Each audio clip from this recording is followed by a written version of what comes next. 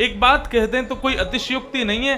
परम धर्म का मतलब क्या है? परम धर्म का सीधा तात्पर्य है जीते जी भगवत प्राप्ति कराना। मानव को भगवत प्राप्ति हो जाए, वही परम धर्म का कारण है। श्रीमद् भागवत का विषय है जितने भी संसार में जीव हैं, प्रत्येक जीव को परमात्मा की प्राप्ति हो, यही परम धर्म है और भागवत वही सिखाती है। बस सावधान हो जाइए। धर्म, अर्थ, काम, मोक्ष, इन चारों को कहते हैं चतुर्विध पुरुषार्थ। भागवत में धर्म, अर्थ, काम, मोक्ष, ये चारों बातें नहीं बताई जाती। ना यहां धर्म सिखाया जाएगा, ना यहां अर्थ कैसे प्राप्त हो यह बताया जाएगा, ना कामनाओं की पूर्तियां बताई जाएंगी, ना मोक्ष की प्राप्ति बताई जाएगी। यहां तो केवल और केवल जीते जी हम भगवान को कैसे मिलें यह बताया जाता है। और यही परम धर्म है, यही परम धर्म। तो भागवत का विषय क्या है? परम धर्म का बोध करा देना, परम धर्म के बारे में बता देना। स्वामी श्री विवेकानंद अपने गुरुजी के पास जाते, रामकृष्ण परमहंस के पास, और जाकर के कहते, गुरुजी मुझे भगवान से मिलना है। तो रामकृष्ण परमहंस बोलते, तुमने मालाएं की? बोले गुरुजी अभी तो नहीं की। बोले एक काम करो, जाकर के 108 माला करो, तब तुमको भगवान मिलेंगे। स्वामी विवेकानंद गए, जाकर के 108 मालाएं करने लगे। 108 मालाएं पूरी करके आए, गुरुजी के पास आकर के बोले गुरुजी भगवान नहीं मिले। बोले एक काम करो, 108 माला फिर से करो, तब भगवान मिलेंगे। स्वामी विवेकानंद फिर से गए, फिर से जाके 108 मालाएं की, अब भी भगवान नहीं मिले। दौड़े दौड़े आए, बोले गुरुजी भगवान तो अभी भी नहीं मिले। गुरुजी बोले 108 माला और करो। तीसरी बार स्वामी विवेकानंद फिर गए, फिर से जाके 108 मालाएं की, माला करके आए और बोले गुरुजी भगवान मिल ही नहीं रहे। क्यों नहीं मिल रहे मुझे बताओ ना। गुरुजी को आया गुस्सा, अपने आसन से उठे और उठ करके स्वामी विवेकानंद का हाथ पकड़ के ले गए। बोले रुक, तेरे को मिलवाता हूं भगवान से। गंगा जी के तट पर ले जाकर के खड़ा कर दिया। बोले इसमें डुबकी लगाओ कपड़े उतार के। बोले मुझे भगवान मिल जाएंगे? बोले मिलेंगे, पहले डुबकी लगाओ। स्वामी विवेकानंद ने सारे वस्त्र उतार के जैसे ही गंगा जी में डुबकी लगाई, उनके गुरुजी ने ऊपर से आकर के स्वामी विवेकानंद के सर को गंगा जी में भीतर डुबा दिया। श्वास से व्याकुल हुए स्वामी विवेकानंद, अपने हाथ फड़फड़ाने लगे, श्वास से व्याकुल होने लगे। नीचे जब घबरा गए बहुत ज्यादा, 1 मिनट तक गुरुजी ने सर नहीं छोड़ा, श्वास नहीं ले पा रहे थे। 1 मिनट बाद जैसे ही सर छोड़ा, स्वामी विवेकानंद ऊपर आए और घबराने लगे, सांस लेने लगे। बोले गुरुजी आपने क्या किया? मेरा सर दबा दिया भीतर, मैं मर जाता थोड़ी बहुत देर में। कितना तड़प रहा था मैं। गुरुजी बोले किसके लिए तड़प रहे थे? बोले श्वास लेने के लिए तड़प रहा था। बोले ऐसे ही जब भगवान से मिलने के लिए तड़पोगे तब भगवान मिलेंगे। जैसे श्वास लेने को तड़प रहे हो, ऐसे जब भगवान से मिलने के लिए तड़पोगे, जैसे रोटी खाने के लिए तड़पते हैं भूख लगने पर, वैसी तड़पन जब भगवत प्राप्ति की होगी। श्वास लेने की तड़पन, रोटी खाने की तड़पन, संसार के भौतिक वस्तुओं को प्राप्त करने की जो तड़पन है, वो तड़पन संसार के लिए खत्म होकर के जब भगवत प्राप्ति के लिए प्रारंभ हो जाए तब भगवान मिलेंगे। इतना आसान नहीं भगवान को पाना। ये परम धर्म है। भगवत प्राप्ति के लिए कुछ प्रयोजन हम करें, कुछ करें। हम लोग हाथ पे हाथ धर के बैठे हैं, सुबह से शाम तक केवल कर्म में व्यस्त रहते हैं, लेकिन भगवत प्राप्ति के लिए एक क्षण भी नहीं निकालते। कैसे मिलेंगे भगवान? इसलिए भैया कुछ ना कुछ प्रयोजन करो जिससे ठाकुर जी हमको मिले। हमारा जीवन सफल तभी होगा, सार्थक तभी होगा जब ठाकुर जी हमें प्राप्त हो। धर्म प्रोजित कई तवोत्र परमो। तो भागवत का विषय क्या है? भगवान से मिलवाना। और भगवान से मिलने की प्रक्रिया को क्या कहते हैं? परम धर्म। क्या कहते हैं? जोर से बोलो, क्या कहते हैं? अरे बेचारे भूखे प्यासे हैं, सुबह से आवाज नहीं कर रही। 5 बजे भंडारों मिलेगा, वही की प्रतीक्षा में बैठे हो सबरे मुंह। पता है सब भिंड क्षेत्र में कथा होती है, तो यहां कथाओं में भीड़ तब तक नहीं होगी जब तक भंडारा नहीं करवाओगे। क्यों? कथा सुनवे थोड़ी आ रहे हैं, रोटी उड़ावे हमें, पूरी सब्जी चाहिए सबन ने। अभी हमारी 2-4 नहीं कितने 6-7 महीने हो गए भिंड की पिछली कथा को, है? हाँ, नवरात्रि में हुई थी। यहां है आजीमा, अमायन के पास में। महाराज जनसैलाब, कम से कम 60-70 हजार आदमी आता था, 50-60 हजार आदमी कथा में, और विशाल पंडाल। हम कहते भैया हम बड़े पॉपुलर हैं, भिंड में इतनी भीड़ आती है। बाद में पता चली महाराज वो तो सबरे पुआ उड़ावे, हमें पुआ सब्जी। पंडाल से कथा पूरी करने के बाद में एक दिन यजमान हमको ले गए, बोले महाराज जी एक चीज दिखा के लाऊं। देसी गए तुम्हारा टैंकरों में, ये ट्रॉलियों में भर भर के सब्जियां बन रही हैं और वो पुआ बन रहे हैं। जो लोग हमारी कथा सुनने के लिए पंडाल में बैठे वो हमको ही धक्का मार मार के भग रहे हैं, पुआ कहीं खत्म नहीं हो जाए। मैंने की ओ तो इसके लिए भीड़ आ रही है। लेकिन बंधुओं, भाव कुभाव अनख आलस हु, नाम जपत मंगल दिस दस हु। व्यक्ति भले ही महाप्रसाद के प्रलोभन में कथा सुने, लेकिन सुन तो रहा है, यही बहुत है। वो भले ही भंडारा खाने के लिए कथा में आकर के बैठ रहा है, लेकिन प्रयोजन भले ही भंडारा हो, लेकिन कथा में आके बैठ तो रहा है।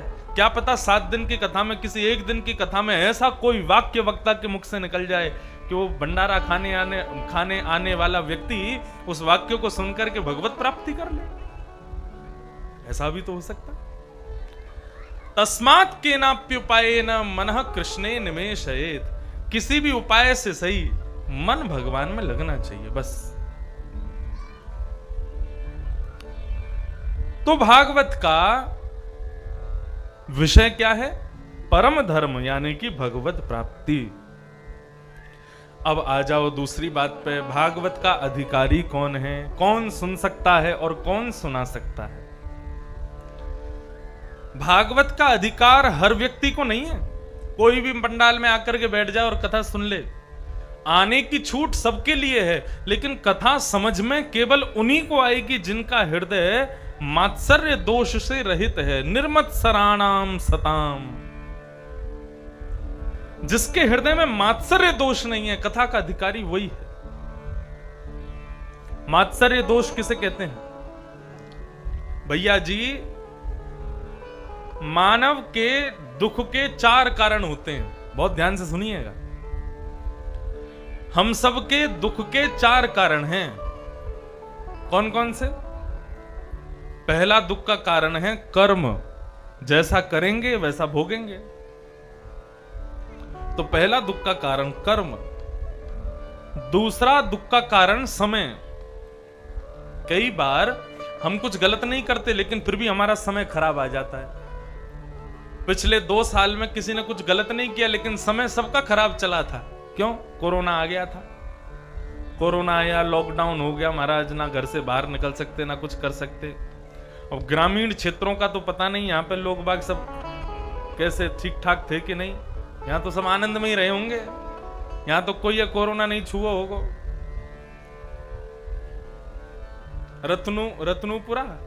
रत्नूपुरा नाम है ना गांव का। हाँ, कहीं खेत में दबो मरो पड़ो रहे होगो कोरोना। गांव जैसा खान पान, गांव जैसा पर्यावरण, ऐसे पर्यावरण में कोई कोरोना वोरोना कहां आ पाएंगे? वो बाहर से प्रणाम करके चले जाते होंगे। ये तो शहरी लोगों को होता है। मिलावट का भोजन करते हैं, दूषित वातावरण में रहते हैं, उन्हीं को लगती हैं बीमारियां। तो पहला दुख का कारण है कर्म। दूसरा दुख का कारण है समय काल। और तीसरा दुख का कारण है स्वभाव। कई लोग ऐसे होते हैं, वो जबरदस्ती, बिना किसी बात के जबरदस्ती दुखी हो जाते हैं। क्यों दुखी हो? क्यों रो रहे हो भैया? बोले सुबह की चाय बढ़िया नहीं मिली इसलिए दुखी हैं। सुबह सुबह चाय बढ़िया नहीं मिली। किसी से पूछो भाई दुखी क्यों हो? बोले महाराज रात्रि में जो दाल खाई थी ना, उसमें नमक कम पड़ा था, इसलिए रात भर दिमाग खराब रहा, इसको कहते हैं स्वभाव का दुख। बेवजह बेमतलब दुखी हैं लोग। समय का दुख, कर्म का दुख, स्वभाव का दुख, और चौथा दुख का कारण है दूसरे के सुख का दुख। हम अपने दुख से कम दुखी हैं, दूसरा ज्यादा सुखी है इस बात से ज्यादा दुखी है। वो इतना सुखी क्यों है, वो इतना प्रसन्न क्यों है, वो इतना हंस क्यों रहा है, उसके पास इतना सब कुछ क्यों है। दूसरे के सुख से ज्यादा दुखी हैं हम लोग। तो ये जो दूसरे के सुख से जो हम दुखी हो जाते हैं, इसी को कहते हैं मात्सर्य दोष। इसी मात्सर्य दोष से युक्त जो व्यक्ति है, उसको ना तो कथा कहने का अधिकार है और ना कथा सुनने का अधिकार है। जिस व्यक्ति के अंदर ईर्ष्या है, दूसरे के प्रति दुख का भाव है कि वो इतना सुखी क्यों है, ऐसा व्यक्ति यदि कथा में आकर के बैठ जाएगा ना, उसको कथा समझ में नहीं आएगी। ईर्ष्यालु व्यक्तियों के लिए कथा नहीं है। लेकिन बंधुओं, मैं अपनी कथा में कहा करता हूं, यदि किसी व्यक्ति के अंदर ईर्ष्या दोष है तो वो कथा में आकर के बैठ जाए तो कथा 7 दिन तक यदि मन लगा करके सुने तो उसके अंदर जिसके प्रति ईर्ष्या थी उसके प्रति प्रेम प्रकट हो जाएगा। ये कथा का प्रभाव है। आप यदि अपने पड़ोसी से बहुत ईर्ष्या करते हो, पड़ोसियों की तो बाहर में जाए, आजकल घर घर के लोग अपने भाइयों से ईर्ष्या करते हैं, अपने बड़े भाई से ईर्ष्या, अपने छोटे भाई से ईर्ष्या, अपने ही घर में ईर्ष्या करते हैं। तो ये ईर्ष्या दोष जो है ना, ऐसे व्यक्ति को कथा सुनने का और सुनाने का अधिकार नहीं है। लेकिन यदि वो मन लगा करके भागवत की सप्ताह कथा सुन ले तो भागवत उसका हृदय का मार्जन करके उसके हृदय से ईर्ष्या को नष्ट कर देती है। किसे कहेंगे बंधुओं? कोई व्यक्ति एकादशी व्रत तो करता है लेकिन तंबाकू नहीं छूट रहा है उसका। कई लोग सोमवार का व्रत करेंगे, शिवरात्रि का व्रत करेंगे, लेकिन बीड़ी चल रही है महाराज। क्यों? बीड़ी में दोष थोड़ा ही है, अन्न खाने को मना किया गया है। तंबाकू में दोष थोड़ा ही है, अन्न खाने को मना किया है। एक पंडित जी अभी कुछ दिन पहले कथा में थे, उनको तंबाकू का बड़ा शौक। एकादशी का दिन हमने उनको तुलसी दी ठाकुर जी के चरणों की। मैंने कहा लो महाराज तुलसी, ये तो हम कल पाएंगे। मैंने कहा क्यों पाएंगे कल? बोले आज एकादशी है ना, आज नहीं पाएंगे। मैंने कहा मुंह में गुटखा भरा पड़ा है, एकादशी को ये खा सकते हो लेकिन भगवान के चरणों की पवित्र तुलसी नहीं खा सकते। लोगों की कैसी मनस्थिति है, व्यसन कर लेते हैं एकादशी पर, गुटखा तंबाकू बीड़ी सिगरेट पी लेते हैं व्रत वाले दिन, लेकिन ठाकुर जी के चरणों का प्रसाद नहीं पाते। तो जितनी भी बुरी आदतें हैं ना, इन आदतों को सुधारना भी एक प्रकार से भजन के समान है, एक प्रकार से भक्ति के समान है। बंधुओं, हमारे भीतर कितनी बुरी आदतें हैं ये 2 लोग जानते हैं, या तो मैं जानता हूं या भगवान जानते हैं, तीसरा कोई नहीं जानता। इसलिए अपनी समस्त बुरी आदतों को, यहां भागवत जी की मंगलमयी कथा रत्नुपुरा में हो रही है, भागवत जी के चरणों में प्रणाम करो। हे भागवत जी, हमको आपसे कुछ नहीं चाहिए, बस ये सप्ताह कथा सुन के हमारे भीतर ना ये दोष हैं। मुझे अपने पड़ोसी से बड़ी जलन होती है, मुझे उसके प्रति बड़ा लोभ है, ये सारी जितनी भी आपके मन की दुविधाएं हैं, ईर्ष्याएं हैं, जितने भी मन के विकार हैं, सबको भागवत जी के चरणों में प्रणाम करते हुए सब नष्ट कर दो। उसी से ही जीवन कल्याण हो जाएगा। हमारे यहाँ गाते हैं, बड़े भाव से गाना सब लोग, या जिसके हृदय में दूसरे के प्रति ईर्ष्या की भावना है ना, वो व्यक्ति ना तो कथा सुना सकता है और ना कथा सुन सकता है, दोनों का अधिकार नहीं। वो बात अलग है कि वो कथा की सन्निधि में आ जाए तो सप्ताह कथा उसके हृदय को परिवर्तित कर दे, उसके हृदय को आनंदित कर दे। श्रीमद् भागवत का 3रा भाव, इस श्लोक का 3रा भाव, भागवत हमारा किससे संबंध कराती? तो वैद्यम वास्तवमत्र वस्तु शिवदम। श्रीमद् भागवत की कथा जो श्रवण करता है, ऐसे श्रोता का भगवान से कोई ना कोई संबंध हो जाता है। कथा में आने वाला व्यक्ति फिर भगवान को भगवान नहीं मानता, भगवान को फिर अपना कोई संबंधी मानता है। कथा सुनने वाला व्यक्ति 7 दिन के बाद फिर ठाकुर जी को या तो अपना भाई मानेगा, या अपना मित्र मानेगा, या अपना सखा मानेगा, या हम अपना कुछ ना कुछ संबंध तो ठाकुर जी से निश्चित बना लेगा, और बनाना भी चाहिए। बंधुओं देखो, कोई किसी जगह का एमएलए है, एमपी है, जब तक एमएलए एमपी है तब तक एक दूरी बनी रहेगी, लेकिन उससे तुम्हारा यदि कोई संबंध हो जाए, संबंध कैसे हो जाए? तुम्हारे घर की बेटी उसके बेटा को ब्याह जाए, या उसकी बेटी आपके यहां आ जाए, या और किसी भी प्रकार से भाई बंधु सखा किसी भी रूप में यदि वो तुम्हारा सखा बन जाए, मित्र बन जाए, भाई बन जाए, तो फिर वो एमएलए एमपी के रूप में नहीं दिखेगा, फिर वो भाई के रूप में ही दिखेगा, फिर वो सखा के रूप में ही दिखेगा। एमएलए एमपी बना रहेगा तो एक दूरी बनी रहेगी, लेकिन भाई सखा बन जाएगा तो एक सामिप्य आ जाएगा, एक अपनत्व प्रकट हो जाएगा। ऐसे ही ठाकुर जी के प्रति बंधुओं कोई ना कोई एक संबंध मानो। अयोध्या में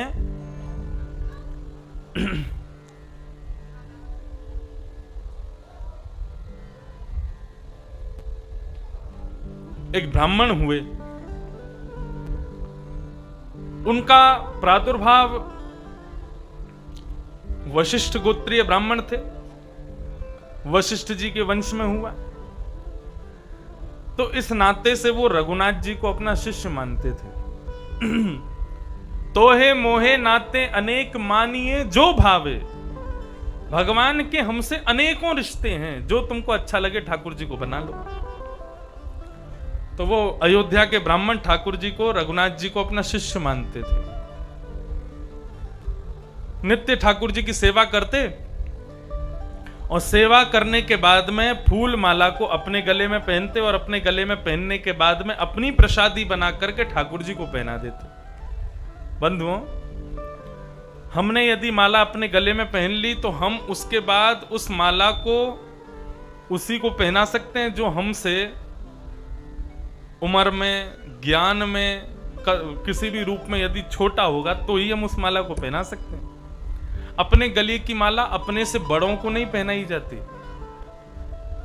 कई बार ऐसा होता है कि मंच पे लोग आते हैं प्रणाम करने के लिए, हमको माला पहनाते हैं, तो हमारी आदत है हम माला पहनते नहीं, हम एक ही माला पहनते हैं, बस वो मोंगरा की माला। मोंगरा समझते हैं? बस उसी की माला बढ़िया लगती है मुझे, बाकी माला हमको भारी भारी लगती, तो इसलिए हम पहनते नहीं। पतली मोंगरा की माला, और कोई माला पहना है तो हम थोड़ी देर पहन के फिर अपने गले से उतार के उसी को पहना देते हैं, आशीर्वाद के रूप में। लेकिन कई जगह भले आदमी, हमने अपने गले की माला पहनाई, वो अपने गले में पहन के फिर हमको पहना देते हैं, लो पहन लो आप। कल एक भैया हमारे संग आ रहे थे, उनको हमने अपने गले की माला पहनाई, उन्होंने अपने गले से उतार के भागवत जी को पहना दी। ऐसे ऐसी विलक्षण बड्डन मूर्तियां हैं हमारे यहां, अपनी गले की माला भागवत जी को पहना दी। अपने अंग पर चढ़े हुए वस्त्र, अपने गले में डली हुई मालाएं, जिसका सेवन हमारे शरीर ने कर लिया, उस वस्तु को फिर अपने से बड़ों को या भगवत तत्वों को या भगवान को नहीं प्रदान करना चाहिए। एक प्रकार से वो झूठन मानी जाती है, झूठन ठाकुर जी को या बड़ों को नहीं दी जाती। लेकिन अयोध्या के वो संत ठाकुर जी को अपना शिष्य मानते थे, इसलिए शिष्य को तो अपने गले की माला पहना सकते हैं गुरुजन, तो रोज माला पहन करके ठाकुर जी की सेवा करते, और फिर अपने गले की माला उतार करके अपने ठाकुर जी को पहना देते। वो ये बोलते मेरा शिष्य है, भगवान को शिष्य मानते। एक दिन कुछ संत आए, संतों ने जैसे ही ये दृश्य देखा तो महाराज अयोध्या में बड़ी निंदा हुई उनकी। बोले आप अपने गले की प्रसादी माला रघुनाथ जी को पहना देते हो, कितना बड़ा अपराध करते हो। तो वो बोले अरे भैया तुम नहीं जानते, रघुनाथ जी मेरे शिष्य हैं, तो अपने शिष्य को तो गुरु अपने गले की माला पहना ही सकता, मैं इस भाव से पहनाता हूं। सब संतों ने कहा अरे तुम शिष्य मानते हो, लेकिन रघुनाथ जी ने तुमको गुरु माना, इसका कोई प्रमाण तुम्हारे पास? ठाकुर जी तो बेचारे मूर्ति हैं, जैसे रखोगे रह लेंगे, तुम अपने गले की माला पहनाओगे पहन लेंगे, जैसा खिलाओगे खा लेंगे, वो तो कुछ कहेंगे नहीं। तुम उनको शिष्य मानते हो, लेकिन वो तुमको गुरु मानते हैं कि नहीं, ये कैसे पता चले? संत बोले तो फिर तुम ही बताओ कैसे मानोगे। बोले कि यदि कल तुमने अपने गले की माला रघुनाथ जी को पहनाई और रघुनाथ जी ने सर झुका के तुम्हारी माला को स्वीकार कर लिया, तो हम मान लेंगे कि रघुनाथ जी भी तुमको अपना गुरु मानते। अब तुम्हारा रात भर वो पंडित जी रघुनाथ जी की मूर्ति के सामने बैठे बैठे और पैर हाथ जोड़ के कहें, चेलाराम अपने गुरु जी की नाक बचा लेना, कल पूरी अयोध्या इकट्ठी होगी, सबके सामने हम तुमको माला पहनाएंगे। तुमने आज तक झुक कर के माला पहनी नहीं, लेकिन कल कैसे भी इस गुरु की नाक बचा लेना, झुक कर के माला पहन लेना।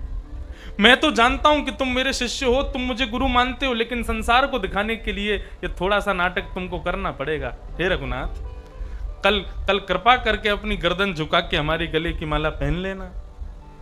रात भर रोते रहे। सुबह महाराज संतों का जमावड़ा इकट्ठा हुआ है, सबके सामने उन्होंने ठाकुर जी की सेवा की, अपने गले में तुलसी की माला पहन ली, और जैसे ही अपने गले की माला अपने सेवित रघुनाथ जी को पहनाने लगे तो रघुनाथ जी की मूर्ति का सर नीचे झुक गया और उन्होंने उनके गले की माला को अपने गले में स्वीकार कर लिया।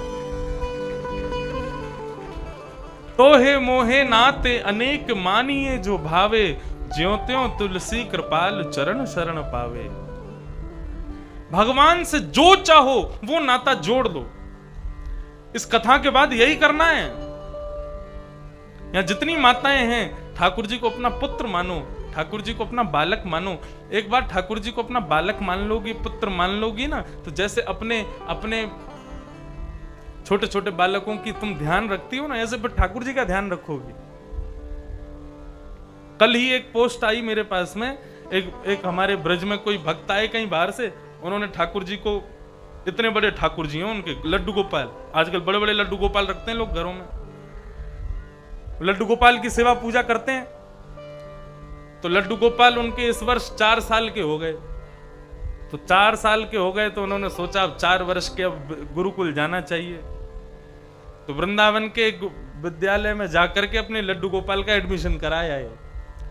और वो गोपाल जी अभी उन्होंने 1 हफ्ता हुआ है, रोज स्कूल जाते पढ़ने के लिए। छोटे से गोपाल जी वो क्या करते हैं, बोले कि वो उनके पिताजी लेकर के जाते हैं उनको बॉकर में बैठा के और क्लास में जाके पीछे बैठा देते हैं। बाकायदा उनका टिफिन है, उनकी बोतल है पानी पीने की, और उनका बढ़िया कागज कॉपी पेन सब लिखा सब है उनके पास।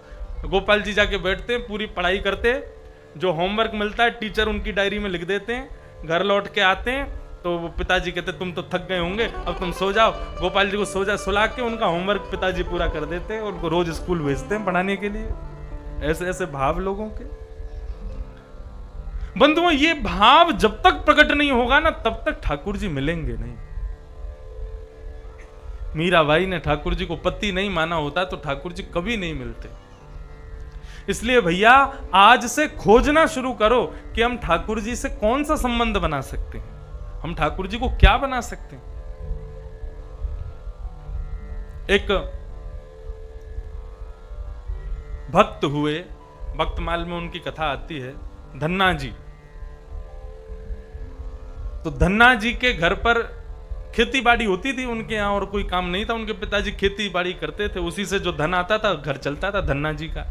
छोटे से थे धन्ना जी। एक बार उनके यहाँ कोई संत आए, तो संत तो अपने साथ में ठाकुर जी लेके चलते हैं, पूरी उनकी सेवा चलती है। तो संत अपने ठाकुर जी की सेवा कर रहे, तो नन्हे से धन्ना जी बैठ करके देख रहे थे। शालिग्राम भगवान को पहले उन्होंने दूध से स्नान कराया, फिर जल से स्नान कराया, घी से पंचामृत से स्नान कराया, इत्र लगा के तिलक लगा के उनकी फिर आरती करने लगे, भोग लगाने लगे। धन्ना जी के मन को इतनी भा गई सेवा, वो संत के पीछे पड़ गए कि अपने भगवान मुझको दे दो। संत बोले अरे भैया ये मेरे ठाकुर जी हैं, ये कैसे दे दूं तुमको। अब तो बालक जो जिस चीज की हट कर ले तो फिर रो रो के फिर पीछे पड़ गए। धन्ना जी तो जमीन में गिर गए, बोले मुझको इनके ठाकुर जी चाहिए। संत ने कही अब क्या करें, कैसे बताएं इस बालक को। तो बाहर गए, बाहर से एक पत्थर, शालिग्राम जी जैसे दिखने वाला एक पत्थर उठा लाए, ला करके धन्ना जी को दे दिया, ले तेरे ठाकुर जी, रख ले इनको अपने पास। धन्ना जी ने देखा, वो नहीं ये नहीं चाहिए, मुझे वही चाहिए जिनके तिलक लगा हुआ है, जिनको इत्र लगा हुआ है, तुम्हारे जो बैठे हैं वही चाहिए। संत ने क्या किया, अपने ठाकुर जी की गद्दी पर तिलक लगा के वो पत्थर रख दिए और धन्ना जी के गोद में दे दिया, ले मेरे ठाकुर जी तेरे। तो धन्ना जी को पूर्ण विश्वास हो गया कि संत ने मुझको ठाकुर जी दे दी। अब तो धन्ना जी रोज उनकी सेवा करें, और सेवा करने के बाद अपनी जेब में उनको धर के गैया चराने जामे, कभी खेत पे जामे, कभी कहीं जामे। बंधुओं, उनकी ऐसी भावना, उस पत्थर के प्रति इतना प्रेम, इतना दुलार, इतना स्नेह हो गया, वो उनको पत्थर समझते ही नहीं थे। वो ये सोचते थे कि ये मेरे ठाकुर जी हैं। स्थिति ऐसी हो गई कि कुछ वर्षों बाद जैसे ही धन्ना जी अपनी गैया लेके खेत में जाते, थोड़ी दूर जाकर के उस पत्थर को जैसे ही वो एक वृक्ष के नीचे रखते तो उसमें से ठाकुर जी प्रकट हो जाते और धन्ना जी के गले में गलवैया डाल के वो भी गैया चराने के लिए जाते। एक दिन धन्ना जी के यहां पे वो संत पधारे जो उनको पत्थर दे करके गए थे। संत ने धन्ना जी को देखा, बोले अरे धन्ना, और सब ठीक? ठाकुर जी की सेवा कैसी चल रही? बोले बहुत बढ़िया। ठाकुर जी कहाँ हैं? मंदिर में? बोले नहीं, मंदिर में नहीं है, गैया चराने गए हैं। संत बोले ठाकुर जी गैया चराने गए? बोले हाँ। बोले वो तो छोटी सी शिला, नहीं नहीं, पास में एक पेड़ है, वहां शिला रख देता हूं तो उसमें से ठाकुर जी प्रकट हो जाते हैं और फिर मेरी गैया चराने के लिए जाते हैं। आज मैं थक बहुत गया था इसलिए मैं नहीं गया, तो ठाकुर जी गैया लेकर के गए हैं। संत बोले तुमने कुछ भांग वांग खा ली है क्या? क्या उल्टी सीधी बातें कर रहे हो? ठाकुर जी गैया चराने जाते हैं किसी के? धन्ना जी बोले आपने ही विश्वास प्रकट किया ठाकुर जी के प्रति और आपको ही विश्वास नहीं हो रहा। संत बोले मुझे दिखाओ कहां है तुम्हारी गैया। धन्ना जी हाथ पकड़ के पंडित जी को लेकर के गए तो दूर खेत में गैया चल रही थी। पंडित जी जैसे ही समीप गए तो क्या देखा, उन गायों के झुंड के मध्य में पीतांबरी पहने हुए सांवरे सलोने नंद नंदन वंशी बजा रहे हैं और गैया चरा रहे हैं धन्ना जी की। ये दृश्य देख करके संत ने धन्ना जी को प्रणाम किया। बोले अरे भैया, हम तो सच्चे शालिग्राम की सेवा करते हैं तब भी ठाकुर जी को प्रकट नहीं कर पाए। मैंने तो झूठा पत्थर तुझको दिया, तूने उसमें से ठाकुर जी प्रकट कर दिए। संबंध में इतनी ताकत है कि वो ठाकुर जी को आपके सामने खड़ा कर सकता है। इसलिए ठाकुर जी से कोई संबंध अवश्य बनाओ। बिना संबंध के भक्ति फॉर्मेलिटी जैसी है। अब फॉर्मेलिटी को हिंदी में क्या कहते हैं? व्यवहार मात्र है। व्यवहार नहीं करना है भक्ति का, स्वाभाविक भक्ति करनी है। और स्वाभाविक भक्ति कब होती है? जब ठाकुर जी से कोई संबंध हो आपका। इसलिए आज से ढूंढना शुरू करो। जिस संबंध का अभाव तुम्हारे जीवन में हो ना, वही संबंध ठाकुर जी से बना लेना। किसी को बहन नहीं है तो ठाकुर जी को ही बहन मानो, किसी के भैया नहीं है ठाकुर जी को भैया मानो, किसी के पुत्र नहीं है ठाकुर। लोग कहते हैं महाराज हमारे बेटा का ब्याह हुआ, ब्याह को 10 साल हो गए लेकिन उनके यहाँ पुत्र नहीं हुआ, हमारी बहू में कोई कमी है। अरे बहू में कमी नहीं है। ठाकुर जी यदि किसी को पुत्र नहीं देते या किसी को पुत्री नहीं देते या किसी को भाई नहीं देते या किसी को बहन नहीं देते, वो इसलिए नहीं देते क्योंकि उस स्थान पर ठाकुर जी खुद खड़े हुए हैं। तुमको पुत्र इसलिए नहीं दिया, ठाकुर जी कहते मैं ही तेरा पुत्र हूं, मैं तुझे दूसरा पुत्र क्यों दूं, तू मुझे ही पुत्र मान ले। इसलिए भैया संसार में यदि किसी संबंध का यदि अभाव ठाकुर जी देवे ना, उस संबंध के अभाव के स्थान पर ठाकुर जी के भाव को विद्यमान कर लेना। संबंध बनाओ ठाकुर जी से। संबंध बहुत जरूरी है। इलाहाबाद के पास में, प्रयागराज के पास में एक गांव में एक सेठ जी रहते थे। उनकी भी बहुत बड़ी खेती बाड़ी थी। सेठ सेठानी दोनों रहते थे। उम्र हो गई 70 साल लेकिन अभी तक कोई संतान नहीं थी। तो गांव के सब लोगों ने एक दिन पंचायत में बैठे थे तो सेठ जी से कहा, सेठ जी तुम्हारी इतनी एकड़ों जमीन है, तुम्हारे संतान तो कोई है नहीं, तुम्हारे आगे वंश में कोई है तो है नहीं। सेठ जी बोले क्यों नहीं है? गांव के लोग बोले कौन है तुम्हारे घर पर? तो अपने घर पर लेकर के गए तो छोटे से ठाकुर जी का एक मंदिर बना हुआ था। उनका नाम था कुंज बिहारी। बोले ये है मेरे बेटा, कुंज बिहारी मेरा बेटा है, मेरी सारी संपत्ति इसी की है, मेरा सब कुछ इसी का है, ये मेरा बेटा है। तो गांव के बड़े बुजुर्ग सब हंसने लगे। बोले अरे सेठ जी आपकी भावना को प्रणाम करते हैं कि आप ठाकुर जी को अपना पुत्र मानते हो, लेकिन हम तो ऐसा कहेंगे कि एक बालक गोद ले लो। क्यों? 70 साल के आप हो गए, 10-20 साल में आपका काम पूरा हो जाना है, आपको जाना पड़ेगा। संपत्ति तो ठाकुर जी के नाम कर जाओगे लेकिन तुम्हारा अंतिम संस्कार कौन करेगा? सेठ जी बोले तुम लोगों का कौन करेगा? बोले हमारे तो बेटा हैं वही करेंगे। बोले जैसे तुम्हारे बेटा तुम्हारा संस्कार करेंगे ऐसे मेरा कुंज बिहारी मेरा संस्कार करेगा, मेरा कुंजो बेटा मेरे संस्कार करेगा। गांव के लोग हंस हंस के वहां से चले जाते सेठ जी की बात सुन के। बोले ये बेचारे सेठ जी, इनको खूब समझाया लेकिन मानते नहीं है। बंधुओं 10-15 साल बाद जब सेठ जी की मृत्यु हुई पूरा गांव इकट्ठा हुआ। सबने सेठ जी को अर्थी आदि बांध के उनको ले जाने लगे, राम नाम सत्य कहते हुए जा रहे थे। तभी बंधुओं एक छोटा सा बालक रोता रोता आया और अर्थी पकड़ करके चल रहे लोगों की उंगली पकड़ के चलने लगा, कहने लगा मेरे सेठ जी कहाँ चले गए, मेरे पिताजी कहाँ चले गए, मुझसे बहुत प्रेम करते थे, मुझसे बहुत स्नेह करते थे। उन सब लोगों ने सोचा कि ये कोई छोटा सा बालक है, ये कभी कभी सेठ जी के यहाँ जाता आता रहा होगा, सेठ जी इसको टॉफी वॉफी खिलाते रहे होंगे, बेचारा बहुत दुख मना रहा है आज।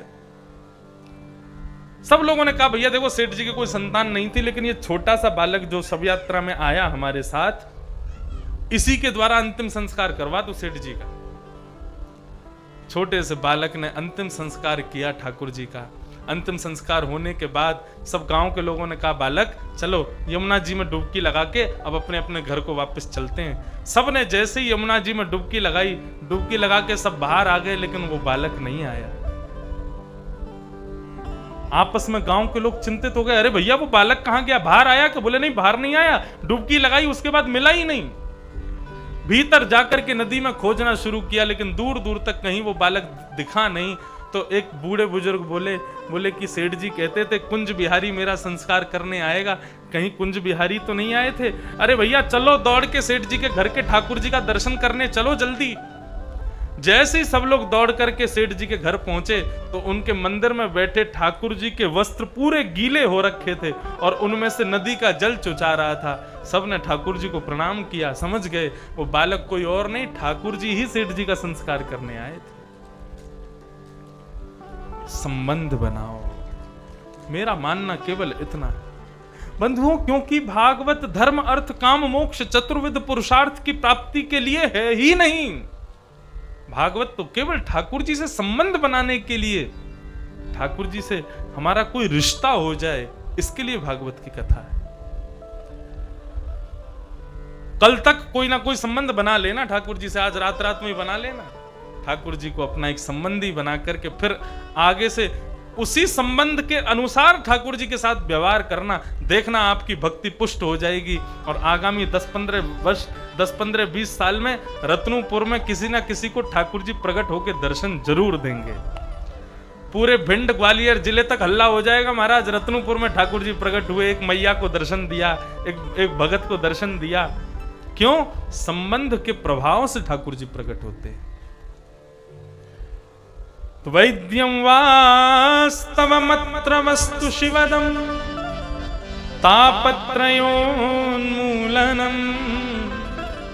ठाकुर जी से यदि संबंध बन गया तो 3 प्रकार के दुख हैं, आध्यात्मिक, आदि दैविक, आदि भौतिक, ये सारे दुख नष्ट हो जाएंगे। बंधुओं देखो एक बात मेरी बहुत ध्यान से सुनिएगा, ठाकुर जी के भक्त बनने के बाद में ऐसा नहीं है कि दुख आना कम हो जाएगा। दुख तो जीवन में आएंगे, लेकिन उन दुख का अनुभव होना बंद हो जाएगा। अब देखो गर्मी तो पड़ रही है, लेकिन आप लोगों को अनुभव नहीं हो रहा। क्यों? क्योंकि आप उसके आदी हो चुके हो। आप उसके आपके व्यवहार में वो आ चुका है कि आपको ज्यादा गर्मी लगेगी नहीं। हमारे व्यवहार में नहीं है, इसलिए हमको लगती है। ऐसे ही बंधुओं ठाकुर जी की भक्ति करने वाला जो व्यक्ति होता है ना, उसके ऊपर ताप संताप लगे तो रहेंगे, लेकिन उसको अनुभव नहीं होगा। इसलिए भगवान की भक्ति करो, दुख तो आएंगे लेकिन दुख का अनुभव नहीं होगा। ये ठाकुर जी की भक्ति की पराकाष्ठा। निगम कल्प तरोर्गलितम फलम सुख मुखादमृतद्रव संयुतम पिबत भागवतम रसमालयम मुहुर्हो रसिका भुवि भावुका। तीसरा श्लोक, निगम कहते हैं वेद को। कहीं भी ये शब्द सुनाई देना निगम, निगम शब्द का अर्थ होता है वेद। नगर निगम वाला निगम नहीं है, कहीं उसको सोचो तुम नगर वेद ये निगम वेदों का ही दूसरा नाम है, पर्यायवाची शब्द है। निगम कल्पतरोर गलितम फलम, श्रीमद् भागवत क्या है? वेद रूपी कल्प वृक्ष का पका हुआ एक फल है। वेद कितने हैं हमारे? 4। ऋग्वेद, यजुर्वेद, सामवेद, अथर्ववेद, ये 4 वेद हैं। इन 4 वेद रूपी कल्प वृक्ष का फल है श्रीमद् भागवत। बंधुओं,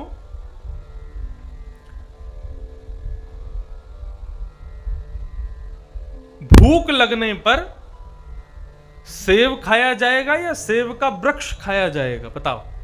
सेब खाया जाएगा, सीधी बात है। फल खाते हैं, वृक्ष को थोड़ी खाया जाता है। ठीक वैसे ही हमारे भीतर प्रकट हुए विकारों को दूर करने के लिए वेदों का आश्रय नहीं लिया जाता। वेदों के फल श्रीमद् भागवत का आश्रय लिया जाता है। जबकि भागवत का जन्म वेदों से ही हुआ है। वेदों का ही सार प्रकट हुआ है भागवत के रूप में। निगम कल्प तरोर गलितम फलम सुख मुखाद अमृत द्रव संयुतम।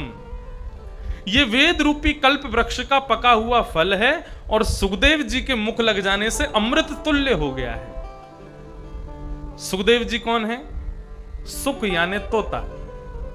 तोता जिस फल में मुख लगा देता है वो मीठा हो जाता है। कड़वा भी होगा तो भी मीठा हो जाता है। लेकिन बंधुओं, यदि तोता मीठे फल में मुख लगा दे, कड़वे फल में मुख लगावे तो मीठा हो जाता है, लेकिन मीठे फल में मुख लगा दे तो मीठा फल तो अमृत हो जाएगा।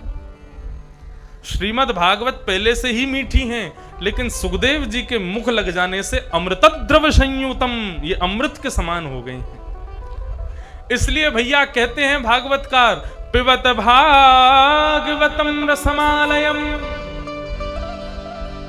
भागवत की कथा को सुनो, ऐसा नहीं कहा गया। क्या कह रहे हैं? इस भागवत की कथा को पियो। आप कहोगे महाराज जी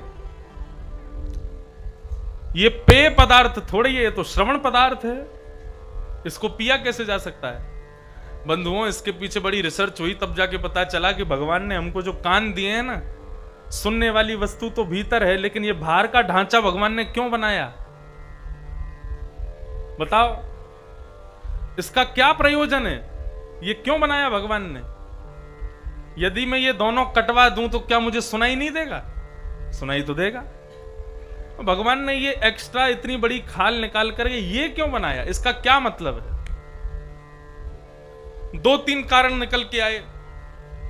पहला कारण, यदि भगवान ने ये नहीं बनाया होता तो विद्यालय में जब काम पूरा नहीं करते तो अध्यापक क्या मरोड़ते? नाक तो घुमाते नहीं, तूने काम नहीं किया आज। कान तो सबके पकड़े होंगे अध्यापकों ने, ये मरोड़ दें महाराज। कई अध्यापक तो ऐसे यही को समोसा बना दें, घुमा के ऐसा लाल कर दें यार। और कई अध्यापक ऐसे आते हैं, इसको पकड़ के ऊपर उठाते हैं, खींच देते हैं यूं। खूब पिटाई भई हमारी भी, स्कूल जब जाते थे, काम वाम पूरे नहीं करते थे तो फिर अध्यापक इसी को ही पकड़ते थे। तब ऐसा लगता था ये कान भगवान ने इसीलिए बनाया। कान सुनने वाला तो भीतर है, ये बाहर का ढांचा क्यों बनाया? भगवान ने नहीं बनाया होता तो अध्यापक पकड़ ही नहीं पाते। पहला कारण तो शायद अध्यापक पकड़ सकें इसलिए भगवान ने बनाए। दूसरा, यदि भगवान ने कान नहीं बनाए होते तो चश्मा कहां पर टिकाते तुम? चश्मा कहां टिकता है? इसी पे टिकता है। यदि कान नहीं होते तो नाक पे अकेली पे चश्मा कैसे टिकता है? यहां पे 2 कील ठुकवानी पड़ती, फिर उनमें चश्मा बांधना पड़ता। ये तो थे 2 व्यंग के कारण, लेकिन असली कारण अब पूछो, ये भगवान ने कान का बाहर का ढांचा क्यों बनाया? इस बाहर के ढांचे की आकृति देखो, आकृति कैसी है? एक दोने के जैसी है, बीच में गोल है और चारों तरफ से जैसे दोना होता है ना, खीर जिसमें पीते हैं, बढ़िया आमरस जिसमें पीते हैं, आहा मुंह में पानी आ गया, आम का पना जिसमें पीते हैं, छाछ जिसमें पीते हैं, रबड़ी जिसमें खाते हैं, और क्या चिन्नामृत जिसमें पीते हैं। तो वो दोना, वैसे ही दोना बनाया ठाकुर जी ने।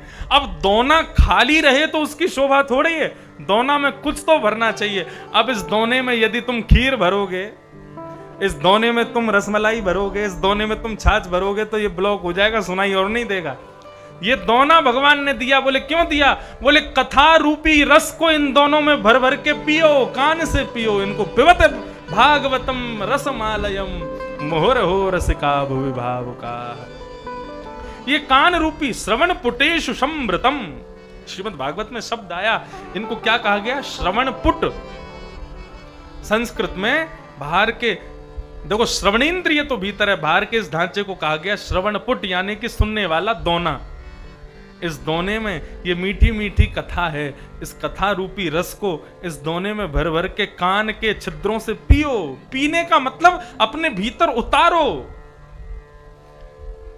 एक मूर्तिकार ने 2 मूर्ति बनाई, दोनों मूर्ति समान वजन की, समान दिखने वाली, लेकिन एक 500 की एक 5000 की।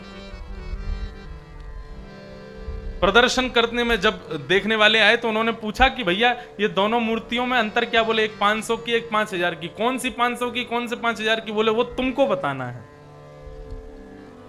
सब उठा उठा करके देखें, वजन भी समान है, सब कुछ अच्छा है, सब कुछ ठीक है, फिर एक 500 की एक 5000 की कैसे? जब एक जैसी मूर्ति है तो इतना अंतर क्यों? तभी एक संत आए, उन संत ने एक कुशा निकाली और एक मूर्ति के कान में डाला, यहां से डाली तो यहां से कुशा बाहर आ गई। बोले ये 500 की है। और दूसरी मूर्ति के कान में कुशा डाली तो यहां से जाकर के मुड़ के वो भीतर चली गई। बोले कि ये 5000 की है। जो व्यक्ति कथा यहां से सुन के यहां से निकाल दे रहे हैं उनके मूल्य नहीं है, लेकिन जो व्यक्ति यहां से सुन करके सुन नहीं रहे, यहां से कथा को ले जाकर के भीतर उतार रहे हैं, पी रहे हैं, उसको जीवन में ला रहे हैं, उनकी योग्यता है, वो विशेष है। इसलिए कहा गया पिबत भागवतम रसमालयम। और कितना पियो, कब तक पियो? बोले मुहुर्हो रसिका भुवि भावुका। रसिक किसे को कहते हैं? जिसने पहले रस का आस्वादन किया हुआ हो और रस को चखना चाहता हो, उसको रसिक कहते हैं।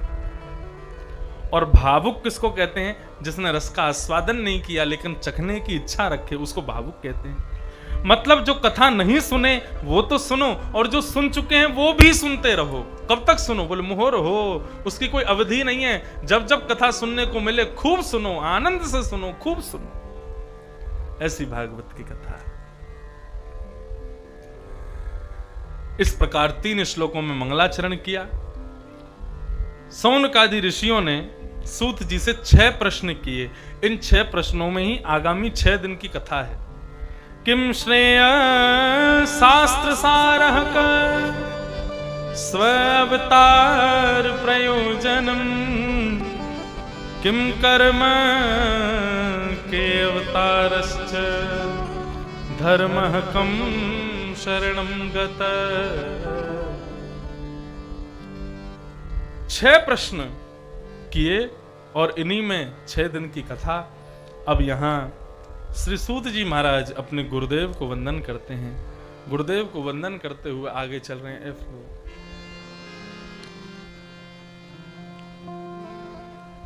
गुरुदेव को वंदन कर रहे हैं। बंधुओं, गुरु कौन है? आप में से जितने लोगों ने गुरु दीक्षा ली है, गुरु मंत्र लिया है, वो सब तो बढ़िया है। जिन्होंने अभी तक गुरु मंत्र नहीं लिया, गुरु दीक्षा नहीं ली, वो इन्हीं को ही गुरु मान लो। ये जो पीछे खड़े हैं ना, कृष्णम वंदे जगत गुरुम, लो मिल गया संबंध। कई लोग सोच रहे होंगे हम ठाकुर जी से क्या संबंध बनाएं, तो लो गुरु शिष्य का संबंध बना लो। ठाकुर जी को अपना गुरु मान लो और स्वयं शिष्य हो जाओ। फिर कथा के माध्यम से, कथा वक्ताओं के द्वारा जो भगवान की बातें आपको बताई जाए, उन्हीं कोई गुरु आज्ञा समझ करके उनका पालन करना। कृष्णम वंदे जगत गुरुम, ठाकुर जी को अपना गुरु मान लो। और गुरु कौन है? गुरु वही जो सही राह दिखावे, गुरु वही जो वृंदा विपिन बसावे, जो वृंदावन में बसा दे, वो गुरु है। और गुरु वही जो श्याम से मिलावे, वही गुरु है। वो गुरु नहीं है जो गली गली में गुरु फिरे, हमसे दीक्षा ले, स्वर्ग जाओ चाहे नरक में, हमें बस लिफाफा दो। वो गुरु नहीं है। गुरु कौन? जो ठाकुर जी से मिलावे। इसलिए गुरु के चरणों में प्रणाम केवल इसी भावना से करो, हे गुरु जी तुम हमको मिल जाओ, ऐसी कृपा मत करो, लेकिन हमको ठाकुर जी से मिला दो। कौन है गुरु दो शब्द हैं। गु शब्द का अर्थ है अंधकार और रू शब्द का अर्थ है उसको दूर करने वाला।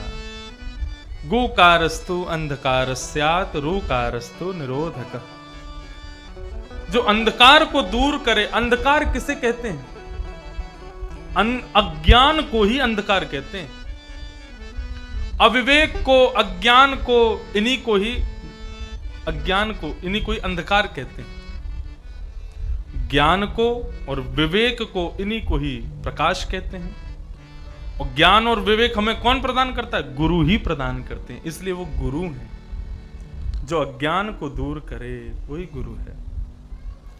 अज्ञान तिमिरांधस्य ज्ञानांजनशलाकय चक्षुरुन्मीलितं येन तस्मै श्री गुरुवे नमः। जो अज्ञान रूपी अंधकार को दूर करे, अज्ञान तिमिरांधस्य ज्ञानांजनशलाकय, जो ज्ञान के प्रकाश से अज्ञान को दूर करे, ऐसे सदगुरुदेव को हम प्रणाम करते हैं। सूत जी महाराज ने 3-4 वाक्य बताए। एक वाक्य बहुत सुंदर कहा, क्या? सवै पुंसां परो धर्मो यतो भक्ते अदोक्षजे अहैतुक्य प्रतिहता ययात्मा संप्रसीदति। धर्मस्वनिष्ठितः पुंसां विश्वक्सेन कथासु यः नोत्पादयेदधिरतिं श्रमेव हि केवलम्। बहुत ध्यान से सुनिएगा।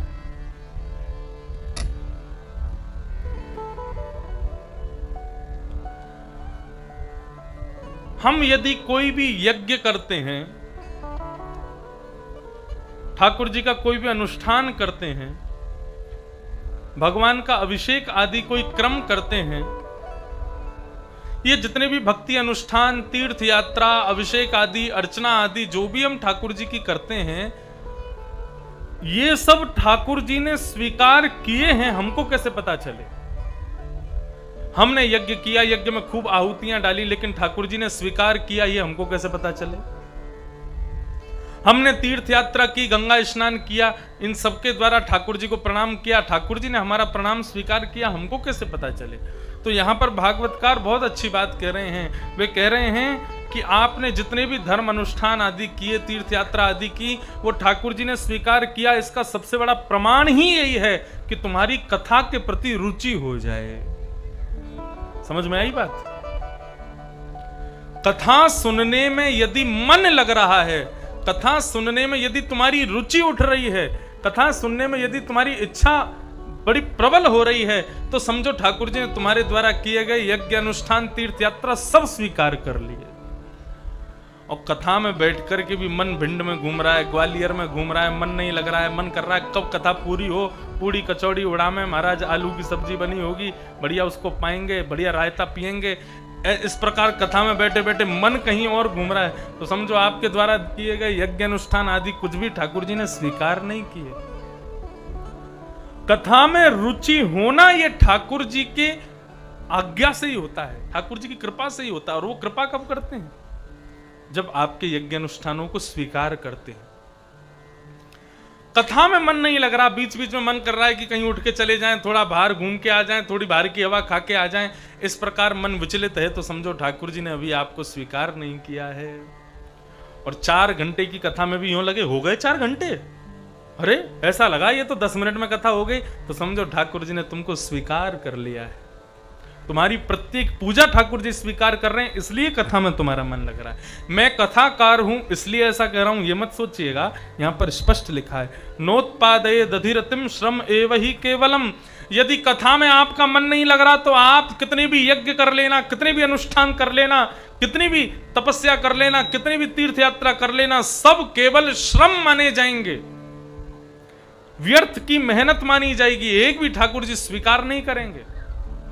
कथा में यदि तनिक भी रुचि हो जाए, तो समझो ठाकुर जी ने स्वीकार कर लिया है।